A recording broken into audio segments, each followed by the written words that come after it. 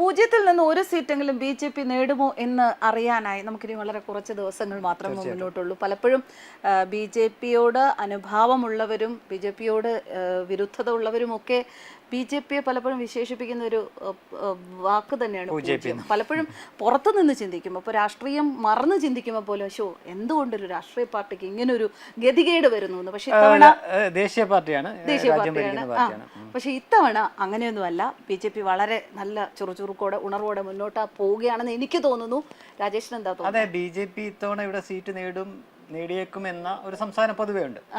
കഴിഞ്ഞ ഒരു 3-4 തെരഞ്ഞെടുപ്പുകളായിട്ട് എപ്പോഴും പറയുന്ന മണ്ഡലമാണ് BJP സീറ്റ് നേടുകയാണെങ്കിൽ അത് തിരുവനന്തപുരത്തായി. ഇപ്പം നമുക്കറിയാം കുറച്ച് നാളായിട്ട് അത് തൃശ്ശൂരോട് വന്നിട്ടുണ്ട്. തൃശ്ശൂരിൽ BJPയുടെ വോട്ട് കൊണ്ട് മാത്രമല്ല, സുരേഷ് ഗോപി ഒരു ഫാക്ടറാണ്. അതുകൊണ്ട് കൂടെയാണ് തൃശ്ശൂർ വന്നത്. പക്ഷെ പൊതുവെ പറയുമ്പോൾ BJPക്ക് ശക്തിയുള്ള മണ്ഡലമായിട്ട് കണക്കാക്കുന്നത് തിരുവനന്തപുരം തന്നെയാണ്.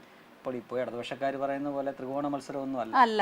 ശരിക്കും പറയുന്നതിൽ ചിലപ്പോൾ പന്ന്യൻ രവീന്ദ്രനോട് ആഭിമുഖ്യമുള്ളവർ ചിലപ്പോൾ എതിർത്ത് പറയുമായിരിക്കും. പന്ന്യൻ രവീന്ദ്രൻ ഒരു മത്സരം തിരുവനന്തപുരത്ത് ഇല്ല എന്ന് തന്നെയാണ് പറയുന്നത്. ഇപ്പൊ അവര് പറയുമ്പോൾ പന്ന്യൻ രവീന്ദ്രൻ നല്ല മനുഷ്യനാണ്, അഴിമതിയില്ല, കാര്യമൊക്കെ ശരിയാണ്. അദ്ദേഹം ഇതിനു മുമ്പ് ഒരിക്കൽ തിരുവനന്തപുരത്ത് നിന്ന് MP ആയിട്ട് പോയിട്ടുള്ളതാണ്. അതെല്ലാം അറിയാവുന്നതാണ്. അദ്ദേഹത്തിന്റെ പ്രവർത്തന മികവ് എന്തായിരുന്നു അറിയാം. പിന്നീട് അദ്ദേഹം മത്സരിക്കില്ല.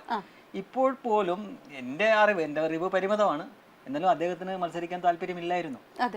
ആളില്ലാത്തതിനാൽ അദ്ദേഹത്തിന് നിൽക്കേണ്ടി വന്നതാണ്. ഒരു ഗതികേടാണെന്ന് തീർച്ചയായിട്ടും. അത് ഈ പാർട്ടി CPIക്കും CPM-ഉം പൊതുവെ കേരളത്തിലെ എല്ലായിടത്തും ഈ ഒരു പ്രശ്നമുണ്ട് അവർക്ക്. അതായത് അതുകൊണ്ടാണ് മന്ത്രിയായിട്ടിരിക്കുന്ന ഒരാൾക്ക് പോലും ലോക്സഭയിലേക്ക് മത്സരിക്കേണ്ട ഗതികേട് എത്തിയത്.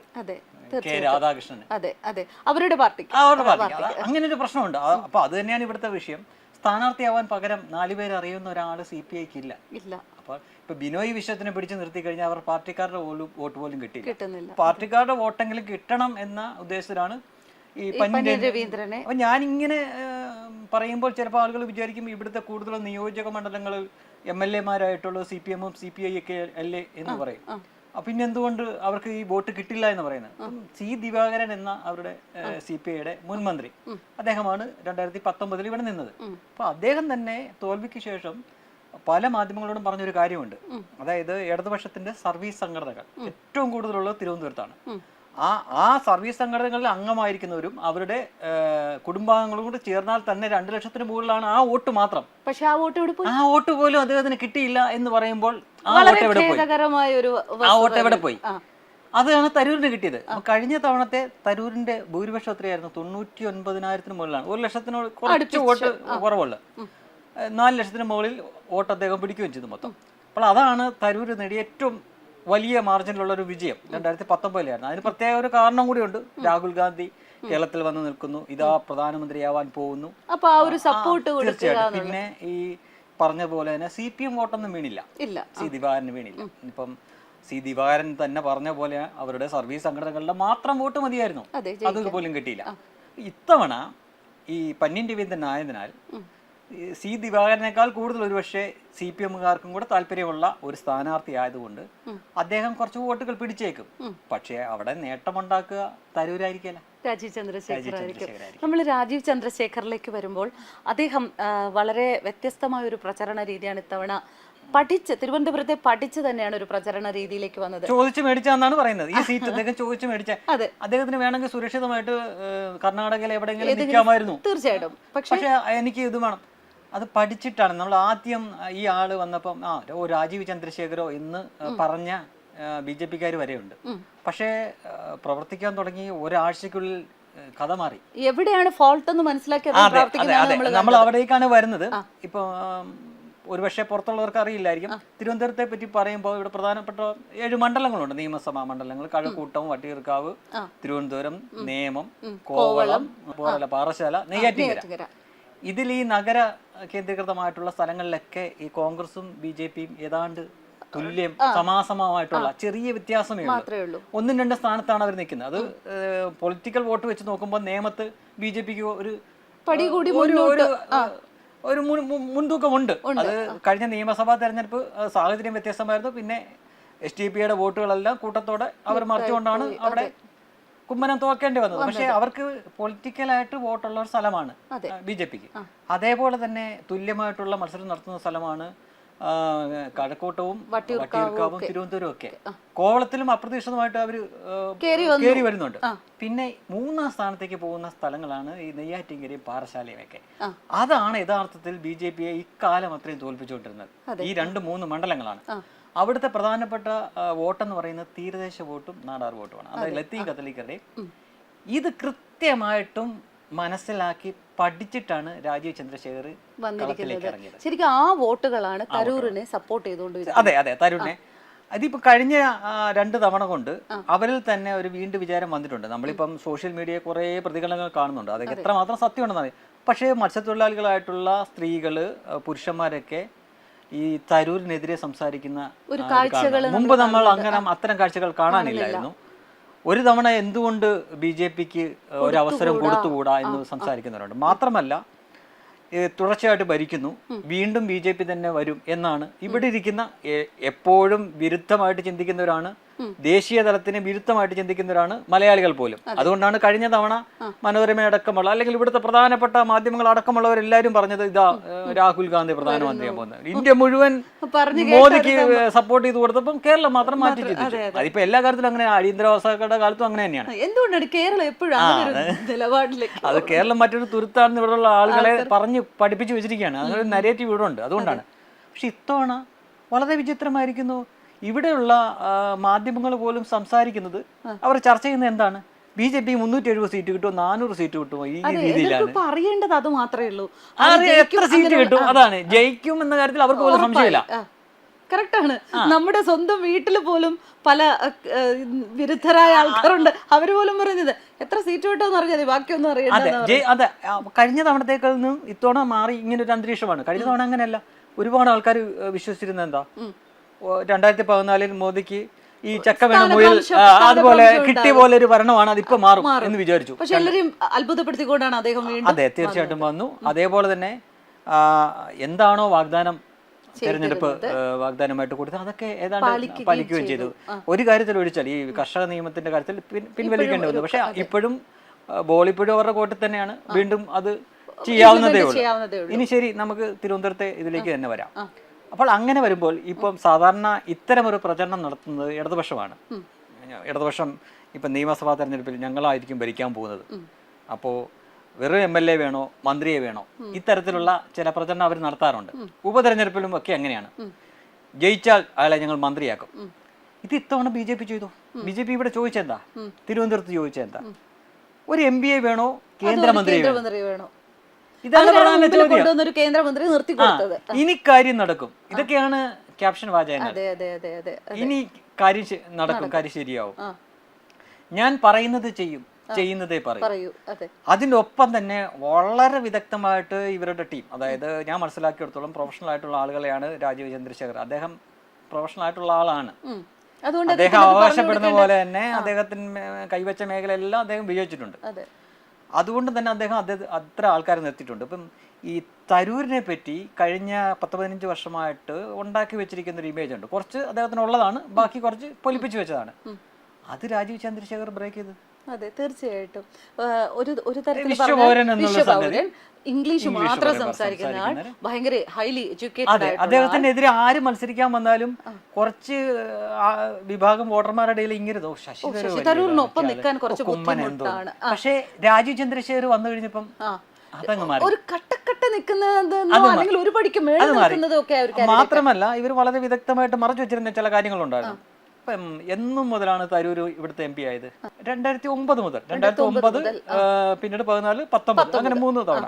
അപ്പൊ 2009 അദ്ദേഹം വെറും MP മാത്രമായിരുന്നില്ല, അദ്ദേഹം മന്ത്രി കൂടിയായിരുന്നു.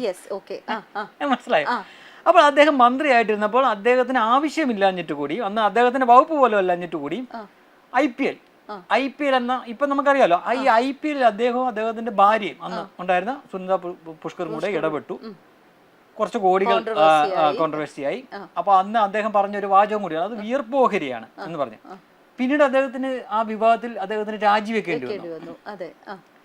അപ്പൊ കോൺഗ്രസ് തന്നെ അത് സമ്മതിക്കുകയാണ് ചെയ്തത്. ഇദ്ദേഹത്തിനെ ആ സ്ഥാനത്തിരിക്കാൻ യോഗ്യനല്ല, അവര് അതിൽ നിന്ന് മാറ്റി വെറും MP ആയി. MB ആയി കഴിഞ്ഞപ്പോഴും അദ്ദേഹത്തിന് ഈ പകട്ടൊക്കെ ഉണ്ട്. ഏതാ ഇംഗ്ലീഷ് പറയുന്നു, ഈ പത്രാസ്, ഈ അഴകിയ രാവണൻ, ഇത് അദ്ദേഹം എവിടെ ചെല്ലും ഒരു ഇമേജ്, എവിടെ ചെന്നാലും നമ്മൾ അദ്ദേഹത്തിനെ ഇപ്പൊ കുറ്റപ്പെടുത്തുന്നതല്ല, അദ്ദേഹത്തിന്റെ കുറ്റമല്ല. അദ്ദേഹത്തിന്റെ അരികിലേക്ക് സ്ത്രീകൾ ചെല്ലുന്നു, ഫോട്ടോ എടുക്കുന്നു, അതിന് അദ്ദേഹത്തിനെ നമ്മൾ കളിയാക്കിയിട്ട് ട്രോൾ ചെയ്തിട്ട് ഒരു കാര്യമില്ല. ഒരു ക്രൗഡിൽ ശരിക്കും അട്രാക്ഷൻ ഉണ്ടാക്കുന്ന ഒരു മനുഷ്യൻ. അതെ അതെ അതെ. ഇപ്പൊ ട്രോളൊക്കെ കാണാറുണ്ട്, പാർലമെന്റിൽ വലിയ ചർച്ച നടക്കുമ്പോഴും അദ്ദേഹം അവിടുത്തെ ഏതെങ്കിലും വനിതാ മെമ്പറോട് സംസാരിച്ചുകൊണ്ടിരിക്കുന്നു. അത് അങ്ങോട്ട് ചെന്നിട്ടാണ്, അല്ലാതെ അദ്ദേഹത്തിന് നമ്മൾ അതിന് പറഞ്ഞിട്ട്. അപ്പൊ അങ്ങനെ ഒരു ഇമേജ് അദ്ദേഹത്തിന് ഉണ്ടായിരുന്നു. അതിലുപരി അദ്ദേഹം ശരിക്കും ഈ തിരുവനന്തപുരത്തിന് വേണ്ടി എന്താണ് ചെയ്തത് എന്നതിന്റെ ആ ഒരു കഴിവിന്റെ എന്താ പറയാ ഉരകല് ശരിക്കും ഇപ്പോഴാണ് അത് ഉരച്ചു നോക്കുന്നത്. അത് ഇപ്പോഴാണ് ചർച്ചയായത്. ഈ 15 വർഷം കൊണ്ട് എന്ത് ചെയ്തു? മന്ത്രിയായിട്ടിരുന്നിട്ടും രാജിവെക്കേണ്ടി വന്നില്ലേ? ഈ ഇംഗ്ലീഷ് പറയുന്നു, അല്ലെങ്കിൽ ഇത് ആളുകൾക്ക് തിരിച്ചറിവ് ചോദിക്കുന്നു. പിന്നീട് ഇദ്ദേഹം വിശ്വപൗരനാണെന്ന് പറയുന്നു, ഇദ്ദേഹത്തിന് കുറെ കഴിവുകളുണ്ടെന്ന് പറയുന്നു. അങ്ങനെയുള്ള ഒരാളെ കോൺഗ്രസിന്റെ പോലും പ്രസിഡന്റ് ആക്കുന്നില്ല. അതെന്തുകൊണ്ട്?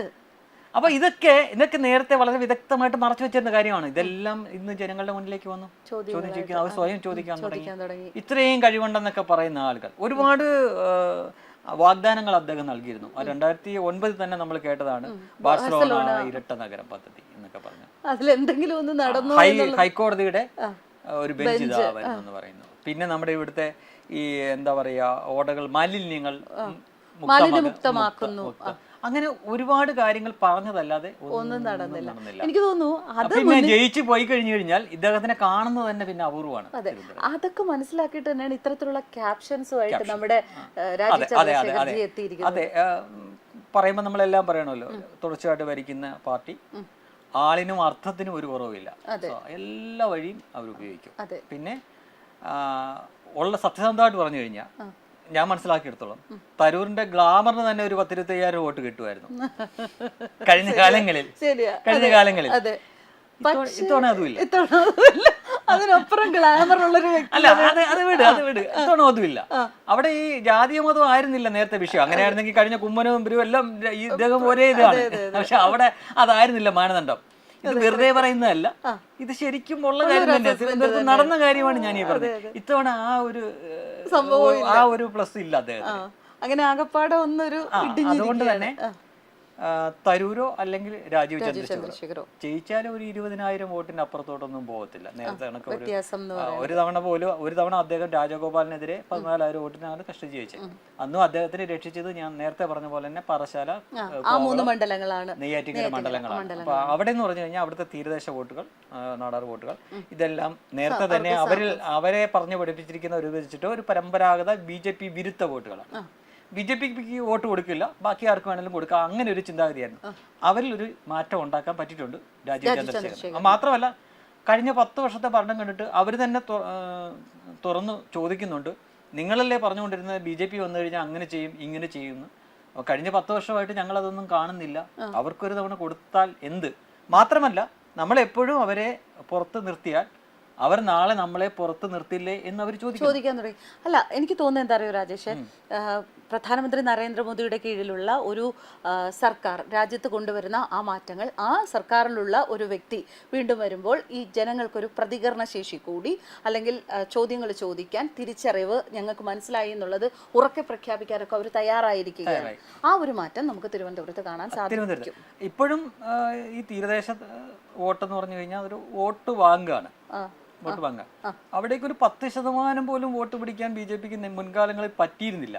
അതിൽ മാറ്റം വന്നാൽ ഈ ഞാൻ നേരത്തെ പറഞ്ഞ പോലെ അല്ല, രാജീവ് ചന്ദ്രശേഖർ ഒരുപക്ഷെ വളരെ കുറച്ചുകൂടി അനായാസമായിട്ട് ജയിച്ചേക്കും. ഇനിയുള്ള ദിവസങ്ങളും അതുപോലെ മുന്നിലുള്ള അദ്ദേഹം അത് കണ്ടു തന്നെയാണ് പ്രവർത്തിക്കുന്നത് എന്നാണ് എനിക്ക് മനസ്സിലാക്കാൻ പറ്റുന്നത്. പൊടിയൂർ പോലുള്ള ഭാഗങ്ങളിൽ, അതുപോലെ തന്നെ കടൽ നടക്കുന്ന സ്ഥലങ്ങളിലെല്ലാം വാഗ്ദാനങ്ങൾ കൊടുക്കുന്നുണ്ട്. അവിടെ അത് വെറുതെ വാഗ്ദാനമല്ല, അവിടെയുള്ള പ്രദേശവാസികളെ കൊണ്ട് തന്നെ അദ്ദേഹം പ്രധാനമന്ത്രിയെ നേരിട്ട് പോയി കണ്ട് സംസാരിക്കുന്നതും അതിന്റെ ഫോട്ടോകൾ ഇത്തരം പ്രദേശങ്ങളിൽ വെക്കുകയും അത് അവരിലേക്ക് സ്വാധീനം ചെലുത്തുകയും ചെയ്യുന്ന ചില കാര്യങ്ങളുണ്ട്. ഇത്തരം കാര്യങ്ങളൊക്കെ സാധാരണ ഇടത് പക്ഷമാണ് ചെയ്യുന്നത്. അതെ അതെ, അതൊക്കെ ഒരു നല്ല പ്രചരണം, നല്ല ഭയങ്കരമായിട്ട് ആളുകളെ സ്വാധീനിക്കുന്ന കാര്യമാണ്. കാര്യം ഒന്ന് ഓർത്തു നോക്കിയേ, ഇപ്പൊ മത്സ്യത്തൊഴിലാളികളായിട്ട് കടലിൽ പോയി ഉപജീവനം നടത്തുന്ന ആളുകൾ, അവര് റോഡിലേക്ക് വരുമ്പോ കാണുന്ന ചിത്രം എന്താണ്? അവര് പ്രധാനമന്ത്രിയുടെ കൂടെ നിൽക്കുന്നു. അതെ, കറക്റ്റ്. അത് വലിയ ഫ്ലക്സ് അടിച്ച് വെച്ചിരിക്കുകയാണ് അവിടെ. അത് അവരിലൊരു വലിയ ഇമ്പാക്ട്. തീർച്ചയായിട്ടും ആ ഒരാൾക്ക് മാത്രമല്ല, ആ കുടുംബവും സുഹൃത്തുക്കളോടും എല്ലാവരോടും പറയാണ്, കണ്ടോ ഞാനും പ്രധാനമന്ത്രി ഇതെല്ലാം ഒരു തന്ത്രമാണ് ശരിക്കും തീരദേശത്തിന്റെ മനസ്സറിഞ്ഞ് രാജീവ് ജി മുന്നോട്ട് അതാണ് ആദ്യം അദ്ദേഹം ചെയ്തത്. അതെ, ആ മനസ്സുകൾ അദ്ദേഹത്തെ തുണയ്ക്കുമോ എന്നതാണ് അതാണ് ഞാൻ നേരത്തെ പറഞ്ഞത്. ഈ വോട്ടുകളിൽ നേരത്തെ 10% പോലും അവിടെ നിന്ന് കിട്ടുന്നില്ലായിരുന്നു. അതിൽ നിന്ന് അത്രയെങ്കിലും കിട്ടിയാൽ അവിടെ നിന്ന് കയറി അദ്ദേഹത്തിന് പോകാൻ പറ്റും. പക്ഷെ അത് കിട്ടുമെന്നാണ് തോന്നുന്ന കാര്യം. അവിടെ നിന്നുള്ള ആളുകളുടെ പ്രതികരണം കാണുമ്പോൾ അതാണ് മനസ്സിലാകുന്നത്. വളരെ മോശമായ രീതിയിൽ തരൂരിനെ വിശേഷിപ്പിക്കുന്ന വീഡിയോ നമ്മൾ കണ്ടിട്ടുണ്ട്. നമുക്കത് പറയാൻ നിവൃത്തിയില്ല. മൊത്തത്തോടെ കഴിഞ്ഞ തവണ അദ്ദേഹം നമ്മൾ കാണുമ്പോൾ കഴിഞ്ഞ ഇലക്ഷനിൽ അദ്ദേഹം ഈ മീൻ വിൽക്കുന്നവർ, ഇടയ്ക്ക് ചെല്ലുന്നവർ കൈ കൊടുക്കുന്നു, സംസാരിക്കുന്നു ഒക്കെ ഉണ്ടായിരുന്നു. ഇത്തവണ അദ്ദേഹത്തിന് അതേപോലെ പഴയതുപോലെ പറ്റുന്നില്ല. ആ ഒരു സ്വീകരണമല്ല ഇത്തവണ. അവിടെ ചെന്നിട്ടില്ല, ചെന്നിട്ടില്ല. അതുകൊണ്ട് തന്നെയാണ് അവർക്ക് അങ്ങോട്ട് അടുപ്പിക്കാൻ പല നിർണായക സമയത്തും നമുക്കറിയാം. വിഴിഞ്ഞം തുറമുഖ നടക്കുന്ന സമയത്ത്, ഓഖി അടിച്ച സമയത്ത് അങ്ങനെ അദ്ദേഹത്തിനെ ഒന്നും കണ്ടില്ല. അവർക്ക് വേണ്ടി സംസാരിക്കാനോ ഒന്നും നിന്നിട്ടില്ല. അങ്ങനെ കാണുന്നുണ്ട്. അതൊക്കെ നെഗറ്റീവ് ആയിരിക്കുകയാണ്. പിന്നെ രാജീവിന്റെ ഒരു പ്ലസ് എന്ന് പറഞ്ഞാൽ അദ്ദേഹത്തിന്റെ ശരീരഭാഷ അദ്ദേഹം പറയുമ്പോഴുള്ള, അദ്ദേഹം ചെയ്യുമോ ചെയ്യാതിരിക്കുമോ എന്നുള്ളത് ഇനി കണ്ടറിയേണ്ട കാര്യമാണ്. പക്ഷെ ഇദ്ദേഹം ഈ അവതരിപ്പിക്കുന്നതുകൊണ്ട്, പ്രസന്റ് ചെയ്യുന്നത്, അത് കേൾക്കുന്നവന് തോന്നും ഇദ്ദേഹം ഇത് ചെയ്യും, ഇദ്ദേഹം ഇത് ചെയ്യും എന്നൊരു ഫീൽ തോന്നിക്കാൻ അദ്ദേഹത്തിന് പറ്റിയിട്ടുണ്ട്. പിന്നെ പൊതുവെ തിരുവനന്തപുരംകാരെ പറ്റി പറയുകയാണെങ്കിൽ അവർ ഈ ഇവിടെ ഏറ്റവും കൂടുതൽ ഒരുപക്ഷെ സ്വതന്ത്രന്മാരെ ജയിപ്പിച്ചിട്ട് പാർലമെന്റ് വിട്ടിട്ടുള്ള മണ്ഡലമാണ്. വ്യക്തി മികവൊക്കെ എപ്പോഴും നോക്കുന്ന ഒരു കൂട്ടർ തന്നെയാണ്. അവിടെ നേരത്തെയൊക്കെ അങ്ങനെയാണ് ജയിച്ചുകൊണ്ടിരുന്നത്. അപ്പോൾ അവർ നോക്കുകയാണ് BJP തന്നെ, മോദി സർക്കാർ തന്നെയായിരിക്കും വരുന്നത്. അപ്പോൾ എന്തുകൊണ്ട് ഇപ്പോൾ 3 തവണത്തോളം തരൂരിനെ നിർത്തി? ഒന്ന് മാറി ചിന്തിച്ചുകൂടാ? ഒരു കേന്ദ്രമന്ത്രി വന്നാൽ എന്താ കുഴപ്പം? എത്രയോ വർഷമായി തിരുവനന്തപുരത്തിന് ഒരു കേന്ദ്രമന്ത്രിയെ കിട്ടിയിട്ട് ഒന്ന് ചിന്തിച്ചു നോക്കി. കോൺഗ്രസ് ഭരിക്കുന്ന കാലത്ത് പോലും ഇല്ല. ഈ അടുത്ത കാലത്ത് മൻമോഹൻ സിംഗ് ഭരിക്കുന്ന സമയത്ത് ഇവിടെ കേന്ദ്രമന്ത്രി ഉണ്ടാക്കി, തിരുവനന്തപുരത്തിന് ഇല്ല. ആലപ്പുഴയ്ക്ക് ഉണ്ടായിരുന്നു ആ സമയത്ത്. അപ്പൊ കുറെ വർഷങ്ങളായിട്ട് ഇവിടെ കേന്ദ്രമന്ത്രി ഇല്ല. ഇദ്ദേഹം ജയിച്ച കേന്ദ്രമന്ത്രിയാണെന്നുള്ളത് അതിനകത്ത് ഒരു തർക്കമില്ല. അല്ല, അപ്പൊ അങ്ങനെ ഒരു നല്ലൊരു അവസരം തിരുവനന്തപുരത്തുകാർ ചൂസ് ചെയ്യും എന്ന് തന്നെ നമുക്ക് വിശ്വസിക്കാം. നമ്മൾ ഇങ്ങനെ ഒരു മുൻവിധിയോട് പറയാനിതല്ല, പക്ഷെ സാധ്യതകൾ അതാണ് കാണിക്കുന്നത്. സാധ്യതകൾ അതാണ്, വരേണ്ടതും അത് തന്നെയാണെന്ന് ഒന്നുകൂടി ഒന്ന് ചിന്തിക്കുക. അതിനാൽ തന്നെ ഇപ്പൊ കഴിഞ്ഞ തവണത്തെ കാലാവസ്ഥ അല്ലല്ലോ. അതെ, ആ ഒരു മാർജിനിൽ തരൂർ എന്തായാലും ജയിക്കാൻ പോണില്ല. ജയിച്ചാലും വളരെ നല്ല മത്സരമായിരിക്കും തിരുവനന്തപുരത്ത് നടക്കുന്നത്. ത്രികോണ മത്സരമൊന്നും അല്ല, ഇവര് രണ്ടും തമ്മിൽ. അതെ, തീർച്ചയായിട്ടും. ഇനി പന്ന്യൻ രവീന്ദ്രൻ കുറച്ച് കഴിഞ്ഞ സീതിവാരം പിടിച്ചേക്കാൾ കൂടുതൽ 10,000-20,000 കൂടുതൽ, അല്ലെങ്കിൽ 50,000 വോട്ട് കൂടുതൽ പിടിച്ചാൽ, എത്ര പിടിച്ചാലും അതെല്ലാം നഷ്ടം വരുന്നത് തരൂരിനായിരിക്കും. അപ്പൊ പന്ന്യൻ രവീന്ദ്രൻ കുറച്ച് വോട്ട് പിടിക്കണേന്നായിരിക്കും BJPയുടെ ഉള്ളിൻ്റെ ഉള്ളിലുള്ള ആഗ്രഹം. ഇല്ലെങ്കിൽ ആ വോട്ട് BJPക്ക് കിട്ടില്ല, ആ വോട്ട് തരൂരിനായിരിക്കും പോകുന്നത്. അതുകൊണ്ട് പന്ന്യൻ രവീന്ദ്രൻ എത്ര വോട്ട് പിടിക്കാൻ പറ്റുമോ അത്രയും പിടിക്കട്ടെ എന്ന്. അതുകൊണ്ടാണ് അവര് പന്ന്യൻ രവീന്ദ്രനെ വ്യക്തിപരമായിട്ടോ അല്ലാതെ ഒന്നും ഇവർ അറ്റാക്ക് ചെയ്യുന്നില്ലല്ലോ. ശ്രദ്ധിച്ചോ? തിരുവനന്തപുരത്ത് പന്ന്യൻ അവിടെ മത്സരിക്കുന്നുണ്ട്, ആയിക്കോട്ടെ, അദ്ദേഹത്തിന് സൈഡിൽ കൂടെ പോട്ടെ. ഇവര് എപ്പോഴും എയിം ചെയ്യുന്ന ആരെയാണ്? തരൂരിനെ മാത്രം. തരൂരിന്റെ ഇമേജ് ബ്രേക്ക് ചെയ്ത് തരൂരിന് ഈ പറയുന്ന, നിങ്ങൾ ഈ കൽപ്പിച്ചു വെച്ചിരിക്കുന്ന ഈ എന്താ പറയാ, ഈ ഇമേജ് ഒന്നും ഇല്ല. ഈ വിശ്വപൗരൻ അല്ലെങ്കിൽ ഇത്ര അത്രയൊക്കെ ഉണ്ടായിരുന്നു എങ്കിൽ കുറഞ്ഞ പക്ഷം നിങ്ങൾ പാർട്ടിയുടെ എങ്കിലും പ്രസിഡന്റ് ആക്കണ്ടേ? ആക്കിയില്ലല്ലോ. 80 വയസ്സിന് മേലുള്ള ഗാർഗയല്ലേ അവരാക്കിയത്. അപ്പോൾ നിങ്ങളുടെ പാർട്ടിയുടെ പ്രസിഡന്റ് ആക്കാൻ പോലും യോഗ്യതയില്ല എന്ന് നിങ്ങൾ വിലയിരുത്തിയ ഒരാളെ എന്തിന് ജനങ്ങൾ സഹിക്കണം? ഇതാണ് അവർ ചോദിക്കുന്നത്.